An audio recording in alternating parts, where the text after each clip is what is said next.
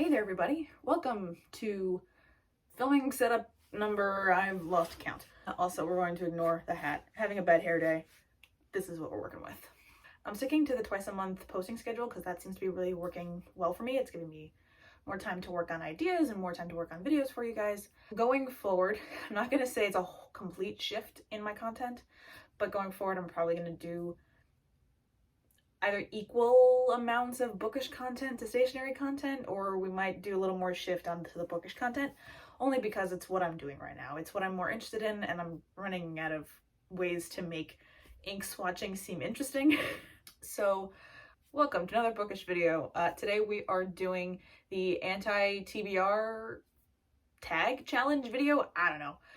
I saw this on Noel Gallagher's channel, and I thought it'd be really fun to kind of talk about books that I probably will never read, just because I have no desire to read them.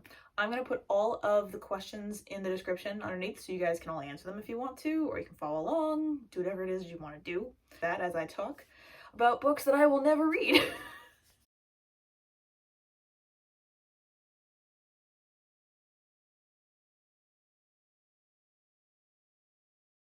Number one is a popular book that everyone loves that I will never read. I kind of just went through the list of like Book Talk's most popular books because more often than not, I have no desire to read them. The ones that came to mind immediately were The Cruel Prince, those books. I don't even know the authors for half these books. From the descriptions that I've seen of The Cruel Prince, it doesn't appeal to me at all. I don't really see, I'm not the biggest into high fantasy. So there's that, and then the premise just doesn't speak to me. I just don't really care that much.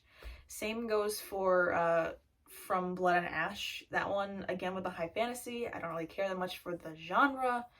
The premise doesn't speak to me at all, and from the reviews that I've seen, it's just nothing that I have any interest in reading, personally. Number two is a classic or classics author that I have no desire to read. The first one that comes to mind is Charles Dickens. I read A Tale of Two Cities in high school. I think a lot of people did. And my experience with A Tale of Two Cities and with Charles Dickens is my teacher, I don't know why A, he would do this, and B, why he would admit this to his students. But he told us that the way he structured the beginning of the year, the very first book we read was A Catcher in the Rye, and the second book we read after that was A Tale of Two Cities. He told us that he purposefully made the first two books the easiest book and the hardest book, so that in the first 2 months roughly of school, he could weed out who wasn't supposed to be in honors. As retaliation, my class, everyone just read the Spark Notes, so we all did equally bad, so he didn't know who to get rid of. So I have no desire really to read Charles Dickens after all of that. Let's see, other classics I don't really have any desire to read. I don't really want to read Don Quixote. I don't really want to read The Count of Monte Cristo. I understand that they're, big pillars in the world of novel writing. I just don't care, personally.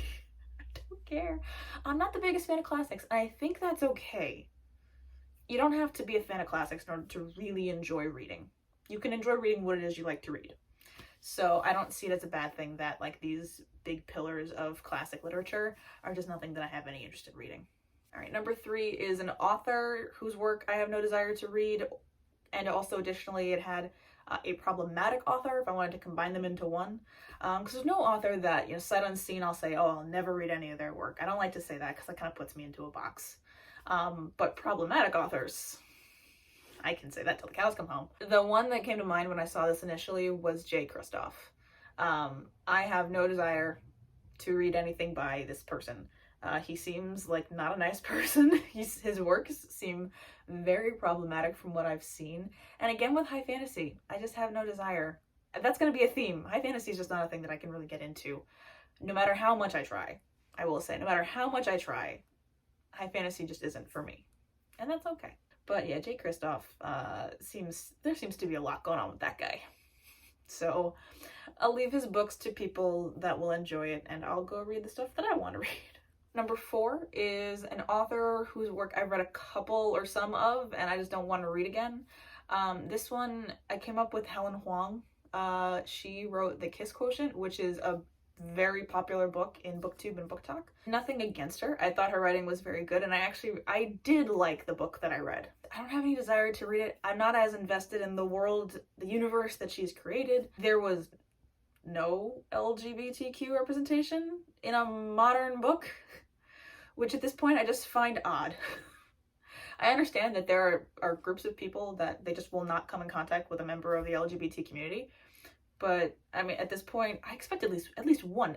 Honestly, if there was one throwaway side character that had one scene, it'd make me more likely to read more from her. But in this case, it's just I'm pretty sure it was net zero for LGBT characters in the Kiss Quotient, and I don't know, that just doesn't sit with me, and I just don't have any desire to read any more books by her when I've got other books on my TBR. Number 5 is a genre that I have no interest in. As I've said throughout this entire video, high fantasy.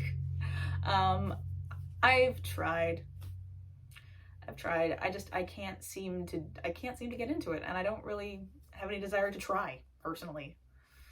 I've tried a couple times and I don't want to try anymore. Another one that I haven't mentioned is like mystery kind of whodunit kind of videos.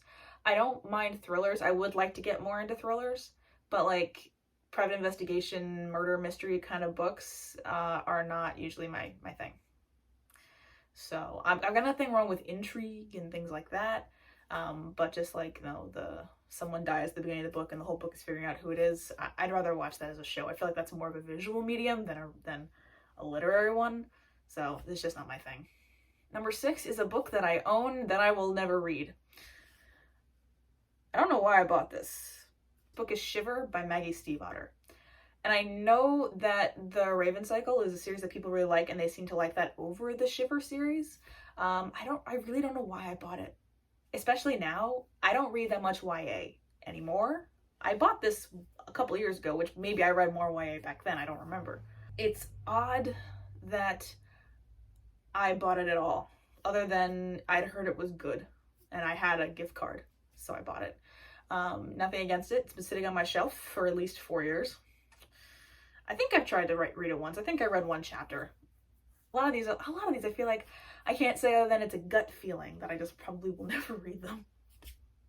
Number 7 is a series that I have no desire to read, or a series that I have DNF'd and have no intention of finishing. This one comes with a caveat. I have no desire to read this series other than abject curiosity. What I mean by that is, should I ever try to read the first book of this series, I will not do it with the intent of enjoying it. I just want to know what all the hype is about, even though I know this sounds like nothing I would ever want to read. And that book is A Court of Thorns and Roses by Sarah J. Maas. It's so popular. And again, I know that it's high fantasy, so it's nothing that I would probably enjoy, but I'm just so curious what all the hype is about. But also at the same time, I know I'm not going to enjoy it, so which is why I've been putting off this exploration into curiosity. I feel like I gotta know, but also I want to read books that I'm enjoying. So, tomato. Am I ever going to read it? Probably not. Maybe one day if I get really bored. The last one on the list, number 7, is a new release that I have no desire to read. This one's hard for me because I don't really pay that close attention to new releases. Like, I don't go through like the new release lists to pick out the ones that I want. I keep an eye on like ones by certain authors because I know that I will want to read those. But other than that, I kind of just find out that books are out when books are out. The only one that came to mind here was Concrete Rose by Angie Thomas. This one really has nothing against Angie Thomas. It's a prequel to a book that I've never read. That's why. I haven't read They Hate You Give, and I haven't read On the Come Up. So it'd be hard for me to read Concrete Rose. I mean, I'm sure I could, but at the same time, I wouldn't get the same appreciation out of it as I had if I had read the other 2 books. So that's why this one's on here. It's not something that like I will never read. I'm just less likely to read it because I haven't read the other 2 books. That's the only reason why. I find out most about new releases from Book of the Month. So I guess I could go through like the April Book of the Month books and tell you why I didn't pick those. but it's not really. This one was hard for me because I don't pay attention to new releases. Like, I do watch a lot of people's most anticipated books of 2021 kind of things. I use those more to find books that I am excited about, and if I haven't written down a book that it's something that I might want to keep an eye out for, I instantly forget about it. So that's why Concrete Rose is the book for this question for me. All right, that was my anti-TBR tag. Thank you for watching. If you like the video, please think about liking, commenting, and subscribing. My name is Lauren Amanda.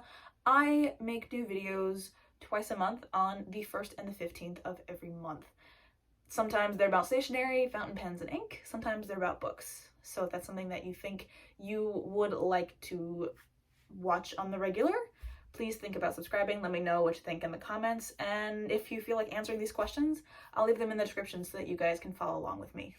So on that note, have a great day, book friends, and I'll see you later.